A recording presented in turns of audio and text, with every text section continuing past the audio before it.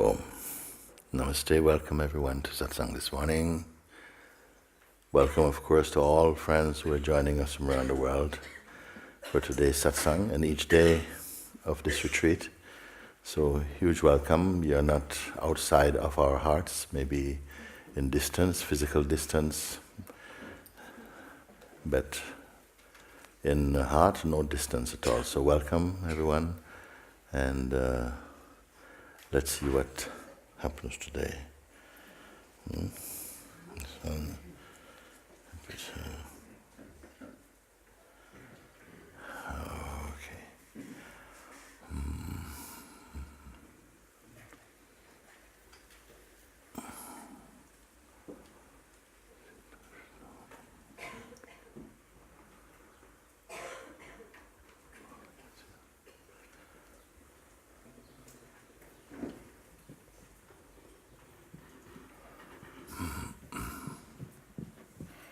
Namaste, Guruji. Namaste. First of all, I would like to thank you for everything. Again and again. Although I know I can never thank you enough. I don't know if you remember, I'm the kind of troublemaker from Zimar who lost the isness there. Who claims to have lost the isness? It's a very unique achievement. A lot has changed since then. Yeah. And quite exactly as you predicted, even then, by the end of the retreat, something really significant has changed inside. And the space returned, that one that never left. And gradually, when I observed myself as the formless awareness, and in relation to the space, at first I was just observer, apart from the space, and I had to remind myself, as like, Muji says that I am that. So yeah, okay. Very good, because what you say there is worth repeating, because it's actually not that you're observing the self. It's not like that. It's just that falls very easily into a traditional way of speaking, because the mind cannot. It's always like the functioning of perception implies a point where there's the subject and a point where there's the object, and so there's one thing observing another, which is not the case when we speak that now I'm aware of the self. That I'm aware of the self, be careful, the mind doesn't capture it and feel like I'm apart from the self being aware of the self. It is only the self being aware of the self. Is it not worth to be clear about that? Because it can otherwise feel like, yes, I'm aware of the self. So the speaker and that which it claims to be aware of, are they two? You see, this is the only time that speech is allowed somehow, but it must be clarified that it's not one thing observing another. In every other perspective, that case is true. I'm aware of my mind. I can see the patterns. There's a distance, there's a gap. And from that space we can say, well, if you're observing that, you cannot be that. All those cases are right, except for this one time when it is clear I am the self. And yes, I can see this. No, I cannot see it. You see, that's the one time I would put. And the example I gave, which I think still is valid and helpful, is when I say that if you take the example of a sharp sword or something, it can cut so many things, but it cannot cut itself, because it is one. It is one unit, not two. Or the eyes that can see so many forms, but the eyes cannot see themselves. You see, or a scale that can weigh so many objects it can weigh, but itself it cannot weigh, because it is one. Similarly, we are one. You cannot see yourself, not in a, that's why I call it a non-phenomenal recognition. You see why? So it's not I am looking at the self, oh yes, because then who is looking at the self? Who can do that? And then even the statement, yes, when I'm in the self, who is speaking? You see? Is it the self? Is it two selves? What is it? You see? So this becomes more and more clear, and experientially. When it's experienced and verified inside the heart, you see, when you speak again in this manner, it doesn't seem right in your mouth. You see, it doesn't. It's like trying to chew a stone or something. Sometimes you will not be able to say some things anymore. If they have really landed in your heart, that understanding, some words you will not be able to speak. The mouth won't help you. You see? This is when the understanding happens. Or if you speak them, they will feel, no, it's not right. And something will move to correct it. So I'm happy you mentioned that point, you see? That you're aware that it's not that, okay, that I'm seeing the self. You're aware that there's only the self. And that you say, well, even if it appears to my mind that, then because Muji says, okay. That's already a great faith, and that will combust into direct experience very quickly. You see? So, it's very good. Actually, it did, very quickly. I would say in days almost. One day I just found there is just nothing but the awareness too. Yeah. And nothing else that would be observing anything. Nothing else. Nothing else observing. Yeah. Anything. No observer. Just that. And that was. Everything becomes simple then. Everything becomes no arguments. Everything is reporting to, arising in, appearing in, disappearing in. You see? If you are aware that you are, if you know you are the awareness itself, then even though in the field of the manifest there is living and dying, and then your living and dying will happen in the awareness you are also.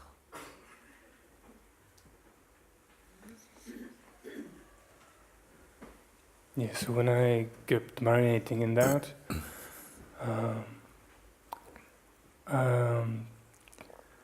I found that unchanging spot inside that observes the thing coming and going. Yeah.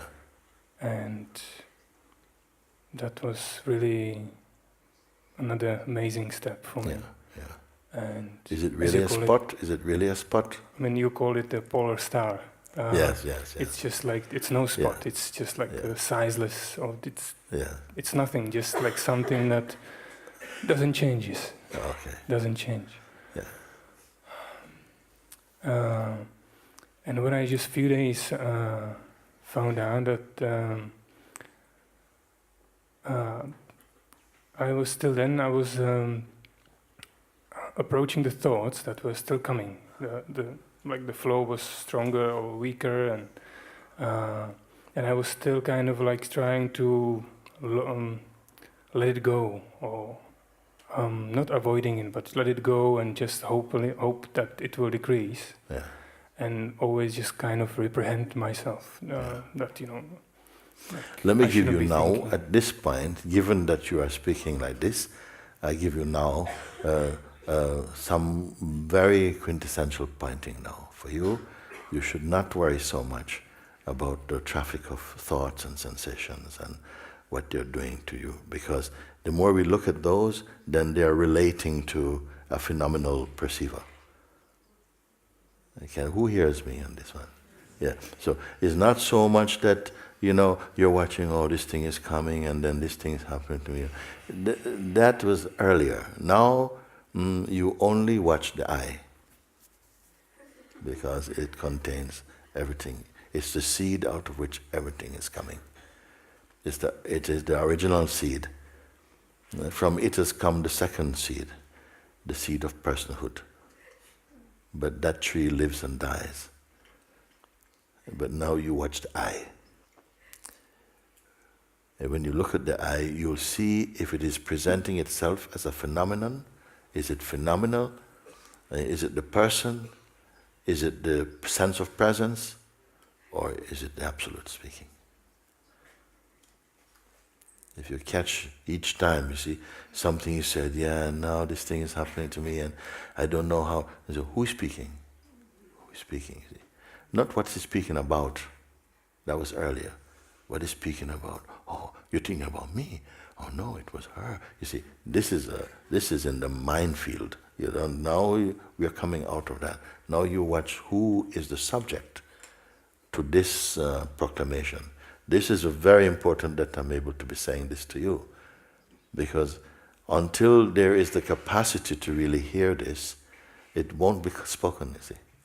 And it's not deliberate. It's not say, today I want to talk. No, because you have said what you have said now, then I can say now to you, don't so much watch the stories and the thing and this is coming and the relative world of interactions.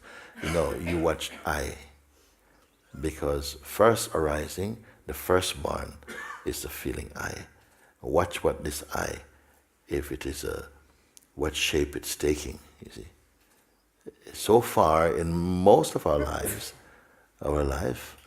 maybe even, it has adopted the position of the person. And it's been comfortable and uncomfortable as the person. This thing happened to me and it was so wonderful. Oh, I had the best, it was so good. And I was meditating and I saw all these beautiful lights and I saw all this thing and then this thing turned from white to purple and the purple come right here. No. For you, no, you don't worry about that. Don't worry about that. That is people maybe searching for, a spiritual experience or something. But that's okay, it can happen as well too, because all this, once the lid is taken off the consciousness, it will dance in all kinds of ways. But for you, it doesn't matter what color they have, that's relevant for you. What is, to whom is it arising, you see? The sense of, this natural sense, the intuitive, subjective sense of being, you see? If it is from the person, yeah, and so on, so it's a bit more personal. If it's personal, it better be very light and playful. But now you see, as you start to watch the sense I, when it settles down into just the vibration, the sense I am, it's already in the orbit of hisness. And it becomes very quiet. It is not a negotiator. You see, it is not. It's not fixer. Just because it's aware of itself, everything takes the proper position, and everything comes into natural alignment. This is the power of consciousness.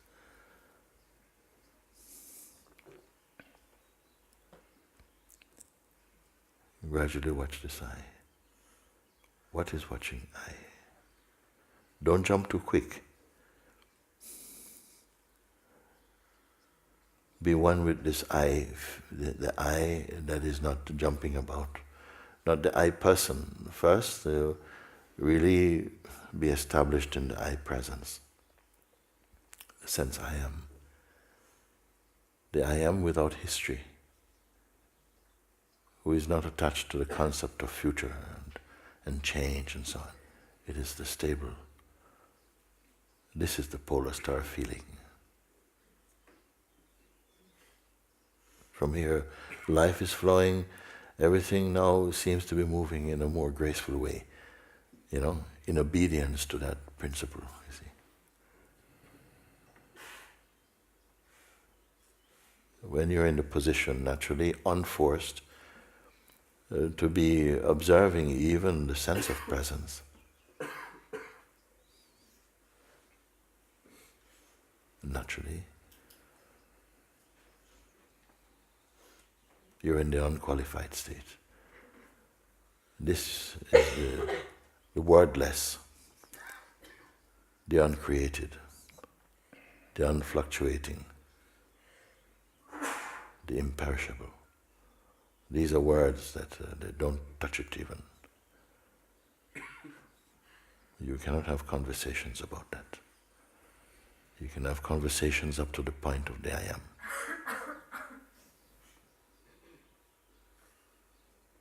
What I tell you right now, we don't even have to speak anything more today even. If you can take it away with you and marinate in that.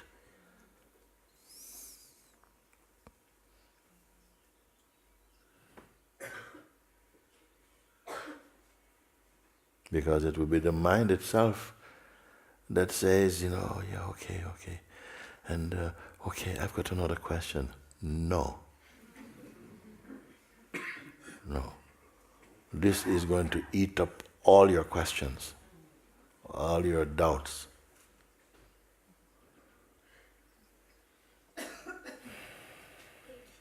Yes, if you understand, at least if it resonates with you, then don't share that with another question. Don't touch another idea, because it will it will appear to dilute what I've said, but it will only, that dilution doesn't really happen. What will happen is that the mind and attention will go into a state of fragmentation, and you will not be able to hold onto the words I speak. What I say to you right now, it's like you trying to dive to the bottom of the ocean, not be able to do it. And I'm going to give you a big stone. You hold on to this stone and jump. And don't let go of this stone. It will take you to the bottom of yourself, so to speak.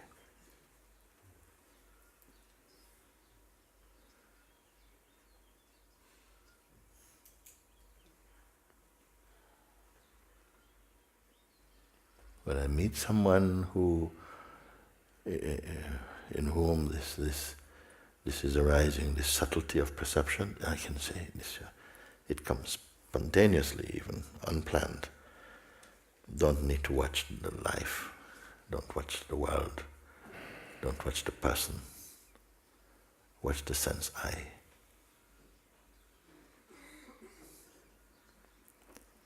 Because out of the I springs the world.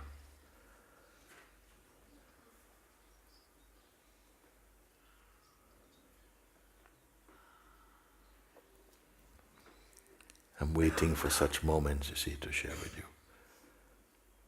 But while we are busy picking the fruits of the tree of existence, you miss this.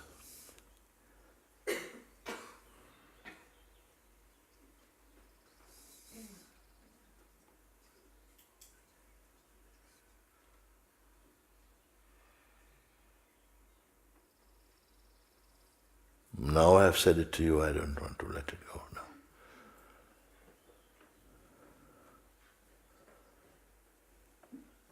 Because anything I say now, for this moment, it's going to be cooperating with the old regime of identity. I don't want to talk about your troubles. We have surpassed them, if you hear what I'm speaking. Now, not only to hear now, but now marinate in it, what it means. Go into a corner somewhere, find a tree, go under a rock somewhere, sit in it, and stay with this. Watch what I'm speaking. Let them be proven inside your heart what I'm speaking.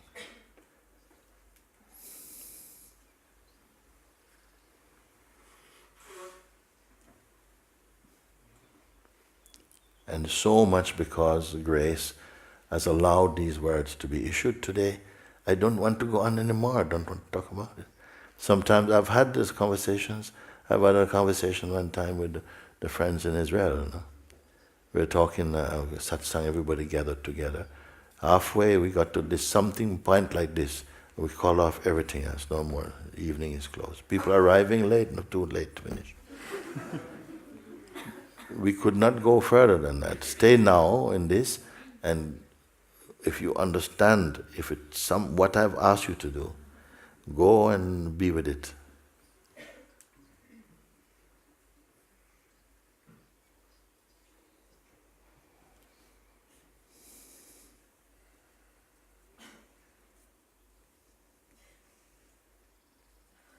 Because for so long we are talking about life and where I want to go, and have you read this book, and yes, and this thing is happening. When my mind comes, all of this.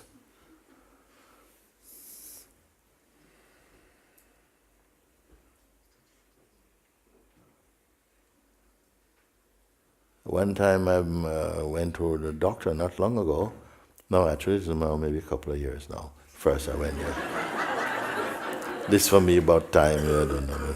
But I went because my ear was getting blocked, Every so often it gets blocked. And then they gave something now, some warm liquid to remove something, and then they wash out, and she says, you seem like a person who listened to a lot of nonsense.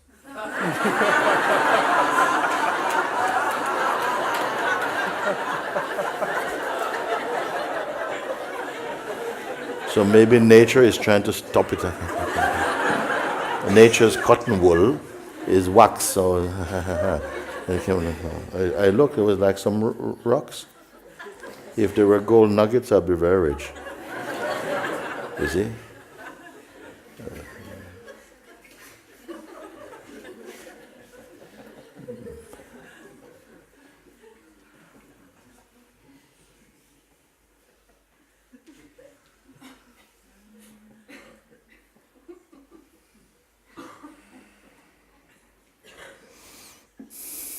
I'm going to stop right here with you.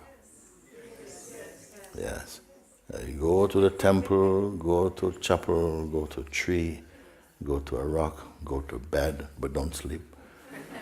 And reflect and ponder deeply over what I've shared with you and what you have heard inside. Make it be inside your heart. Don't give it to your mind. It is that important. Watch this I feeling in you. Before the world takes shape, your I is already there. Watch this I. I said before, if you want to have a sense of what we have done with the I feeling principle and converted it into just another concept, go to any restaurant, go to any place where people gather socially or whatever, and listen to their conversation quietly. And see how often they use the word I, me, my, mine. And listen, what is it referring to? What is the I standing up as? Is it personal or impersonal? Is it person or consciousness? What is the I speaking about? About consciousness or about things which are just perishable? Watch that. And you'll have a sense, an indication of when I sense arise in you, how are you spending your I sense? In the field of phenomenality, in the field of the transient? Or is it pulsating in pure grace? You watch him. The mind is inviting you from I to take another step, and I tell you no, stop in this I. Be one with it, look at him, observe, feel. You may feel a lot of I person coming up, so much I person, so much relation, so much relationship, so much projection, so much past, so much nostalgia, so much wishful thinking, so much spiritual projection, so much interpretation. All of this is happening. How will it serve you to wake up? The very thing itself is sleep. It is dreaming because you left your I. You've used it as a switch to see the world. Now you must use it to see yourself. Use the light of the I.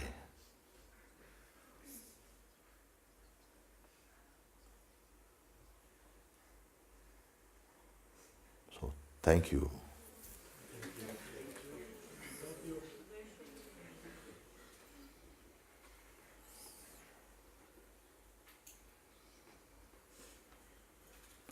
From now on, I'm gonna zoom in on each of you and call you to account.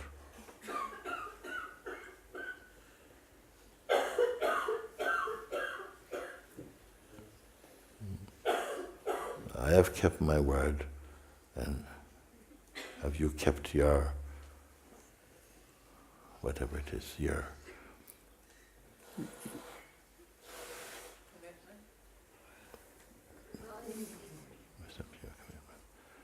okay. Guruji, Thank you. I went one step a little bit more further, if I may. Let me see if you can go further. Come, okay. In my case, I was trying to watch the eye or the source like for some time, but my problem was that I was too much engaged with the thoughts, so I didn't find it. So the eye that was watching is what? If you could not find the eye of the thought, who are you who was trying to find it and failing? What's that? Who receives this advice and can carry it out also even? What is it that receives this advice and can carry it out?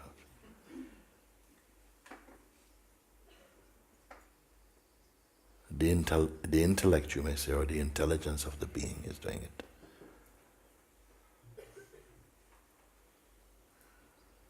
This is what I mean, watching. This is the real weakness. When I ask you, can the witness to the world, can it itself be witnessed? This you must also take into your cave. Take this question into the cave of your heart and meditate on it. That which you see in the world, that is engaged, whatever is engaged with the world, can it be identified? Can it be observed? And if it can be observed, by what can it be observed? And your answers cannot be theoretical or mental.